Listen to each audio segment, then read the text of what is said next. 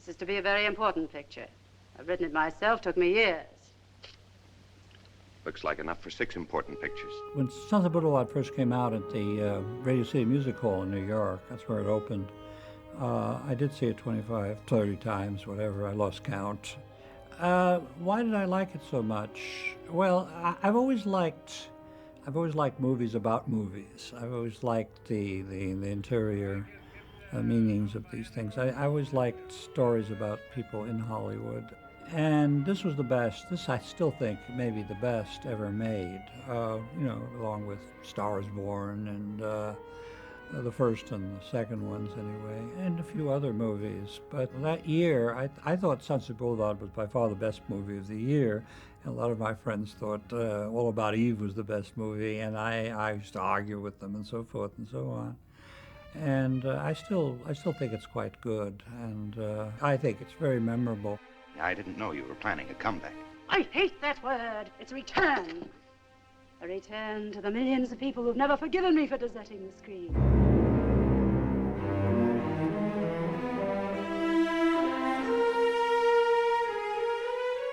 The picture was finished, and all, you know, there's a certain current about it's going to be a great picture, it's going to be great.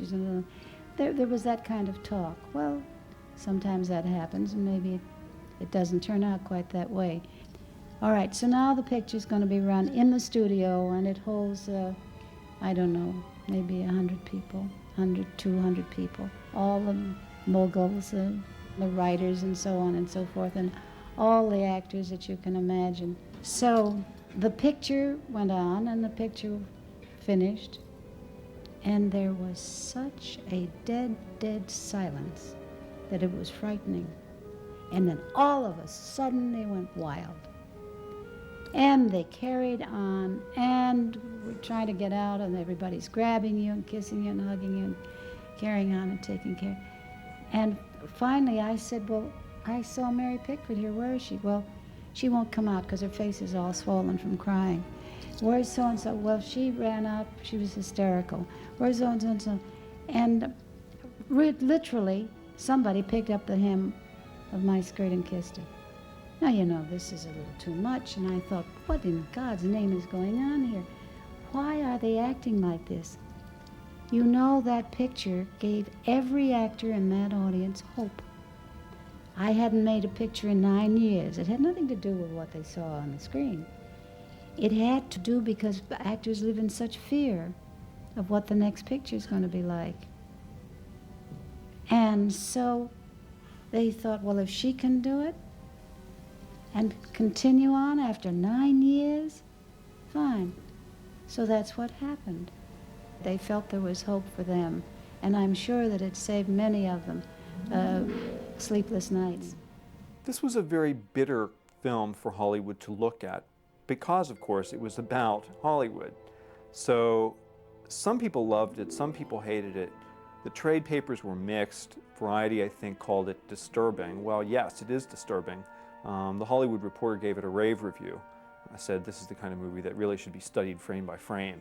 Look at them in the front offices, the masterminds. They took the idols and smashed them. The Fairbankses, the Gilberts, the Valentinos. And who have we got now? Some nobody. Don't blame me. I'm not an executive, just a writer. I think that what Billy was most concerned about was the fact that he might be perceived as betraying his colleagues and his own industry. And indeed, there's the famous moment that Louis B. Mayer became absolutely incensed and went up to Billy and said, you know, how could you do this to your own people, to our industry? You know, you will never work again. And Billy had a famous retort, which I cannot quote, but it said something like, oh, you know, something to yourself. And Paramount felt that there might be some retaliation about the film, but that really never materialized. I don't think that truly was ever a real issue. Mr. Sheldrake, I don't want you to think I thought this was going to win any Academy Award. America accepted the film to a certain degree. It was a reasonably big hit, but it didn't win the Oscar. By the time the film came out, I was married. By the time the Academy Awards came around, I was pregnant. And I remember going to the awards pregnant, and but very early, actually, in pregnancy. I did not expect to win. I don't remember why. I just thought, well, that's ridiculous, Academy Award, along with everything else in my life. And I remember, though, being very sad that it lost to All About Eve, which was a wonderful film. The fact that the film did not win the Oscar for Best Picture is in part a reflection of Hollywood's distaste for the subject matter, namely itself. But it was up against All About Eve, a terrific film, which did win. So playing the Oscars, who should have won, who shouldn't have won, it doesn't, especially in this case, two fine films. This has good dialogue along in here. It'll play. It will? Sure, especially with lots of music underneath, drowning it out. Don't you sometimes hate yourself? Constantly. I think that one of the criteria of a real classic film is when some of the language becomes part of the culture.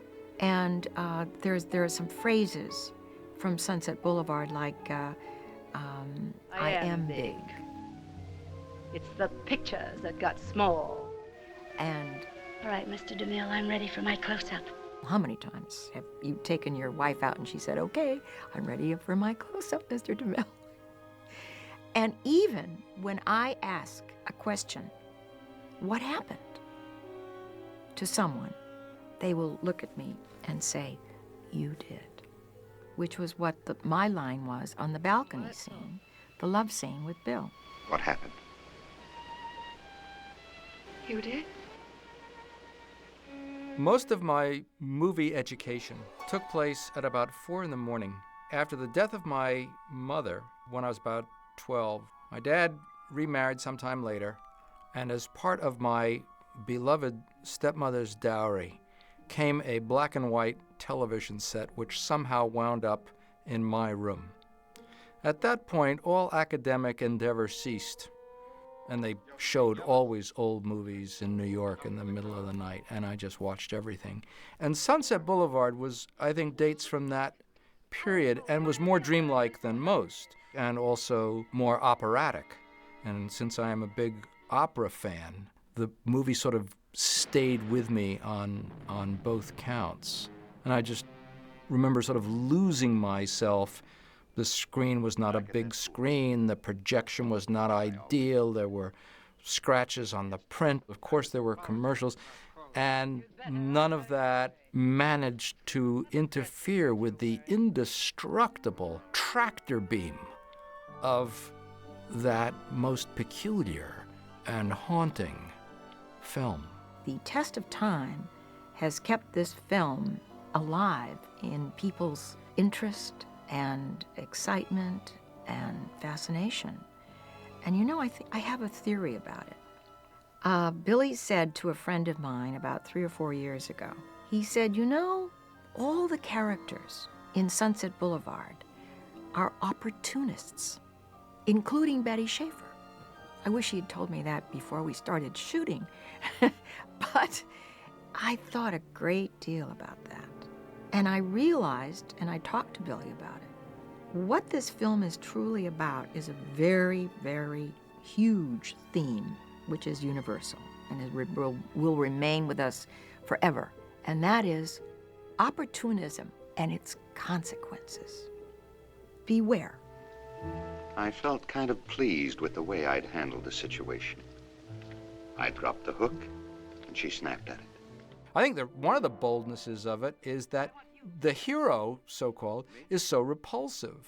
Joe Gillis is a kind of smarmy character, not only in relation to Norma Desmond, but also in relation to stealing his friend's girlfriend. That's not so cool either.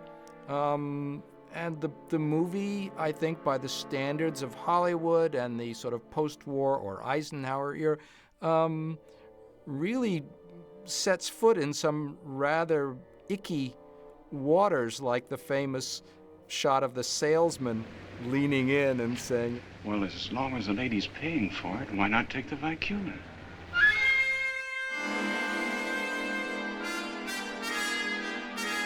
I think the film is really about prostitution. It's people who are willing to sell themselves out, not only for the highest price, but for any price. Everybody looks bad in this film. Everybody's doing something that they, shouldn't be doing or is selling out in some way. It's a very ugly picture of the American film industry, which made it all the stranger that Paramount sent Gloria Swanson out on a tour to promote the film and the greater glories of the industry, while the picture that she was promoting was so ugly. It never occurs to me that Billy Wilder is making a movie about Hollywood. He may be making a movie about two Hollywoods, but I didn't think he was making a movie that was some commentary or even an expose. I think there was an impulse to tell a one-off story of an old sensibility and a person sort of locked away with their dreams who is destroyed and also winds up destroying someone with a contemporary sensibility who bangs the door on her dream world with fatal consequences for both of them. No one ever leaves a star. That's what makes one a star. Sunset Boulevard did do very well in the subsequent years after its initial release, so much so that a Broadway musical, a grandiose Broadway musical starring Glenn Close, came onto the scene a couple of years ago. It was a huge hit. I actually first heard about Sunset Boulevard when Christopher Hampton called me. I was doing a movie, House of the Spirits. I was actually in Copenhagen, I think. And I read it, and it was wonderful. I mean, Norma Desmond is one of the great characters ever created. I mean, she stands up in any kind of literature, movies. She's just one of the great characters. So when you're offered a part like that, it's, again, I consider it a great gift. I knew that I'd have to stretch. I knew I'd have to get into condition, to be able to do anything that character asked of me. I also did not set out to copy Gloria Swanson, because I think all great roles can have many different interpretations. What I did to prepare was go to all the famous, and Gloria Swanson was one of them, silent movie actresses. And I watched for the light and the mannerisms, the poses, all that kind of thing. And I was absolutely astounded by how powerful some of those silent movies are and what great acting was going on. And I felt that her head would be full of those images, that light, that world. And so that's how I prepared.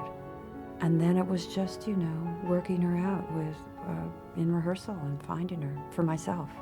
But I think the only reason why anybody attempted Sunset Boulevard the musical is that it is a musical. It's not trying to be the film, because you can't get any better than the film. I do think that, though, that they did work well together. One does not cancel out the other. I think they're, two different perspectives on a magnificent piece of material. She was still sleepwalking along the giddy heights of a lost career. Plain crazy when it came to that one subject, her celluloid self, the great Norma Desmond. I think Sunset Boulevard as an entire work is a piece of filmic perfection. And I don't think you can pick anything out in particular to say no one was ever better, or do you see that role, or how that. I think that it was just a perfect combination of every element that makes a great movie. I think in some ways perhaps it looks better today.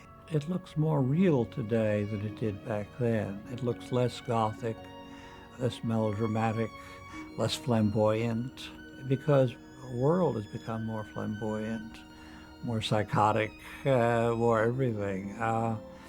And now everything is up for grabs. I think people are just much wilder. No pun intended. Well, I sure turned into an interesting driveway. You did, sir. Good night, sir.